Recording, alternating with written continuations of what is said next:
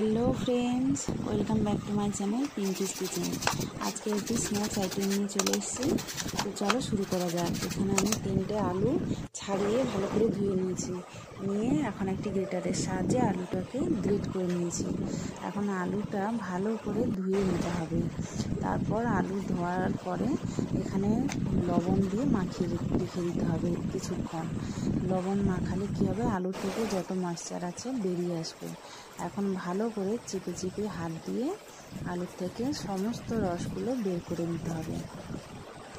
নিয়ে এখন এই গ্রেট করা আলুর মধ্যে দিয়ে দেবো পেঁয়াজ কুচি, কাঁচা লঙ্কা কুচি, এখন দেব রসুন বাটা, এরপরে দেব গোলমরিচ গুঁড়ো, গোলমরিচ গুঁড়োর পরে দেব 2 চামচ মতো কর্নফ্লাওয়ার পরে দেব বেসন, তারপরে দেব লবণ দিয়ে ভালো করে মিশ্রণটা মাখিয়ে নেব। তো আমি এখানে কালো জিরে দিতে ভুলে গেছি, তোমরা কালো জিরে অ্যাড করো।